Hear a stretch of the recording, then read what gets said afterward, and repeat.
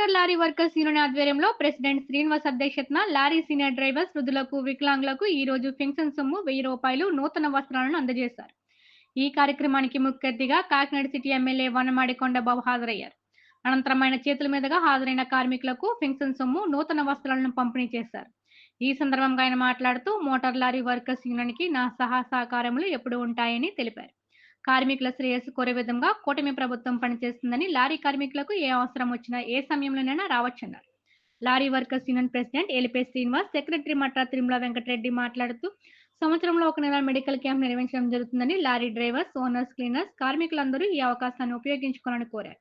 ఈ కార్యక్రమంలో lorry owners association president Dasari Srinivasarao, secretary Allamraju, Peddiredla Lakshman Patrudu, Lankamani Veeramani Kanthaswamy, Dokkadi Nani, Ramanathi Murali, secretary Matra Tirumala Venkatareddy, Yajarla Bhavani Shankarraju, Mohammad Khalil, Adabala Suryashankarrao, treasurer Paila Venkataramana, Sappa Veerram Kumar, Erragadda Suryachandrarao తదితరులు యూనియన్ నాయకులు పాల్గొన్నారు. ఈరోజు Kakinada motor lorry workers union తరఫున ఎవరైతే వృద్ధులైన డ్రైవర్స్ ఉన్నారో మరి వాళ్ళు ఏ పని చేయలేక మరి చాలా ఇబ్బంది పరిస్థితుల్లో ఉన్నారు. అలాంటి డ్రైవర్లకు ఇంచుమించు ఒక 50 మంది వరకు కూడా మరి Kakinada motor lorry workers union తరఫున ప్రతి ఒక్కరికి ₹1000 పెన్షన్ ఇవ్వడం జరుగుతుంది.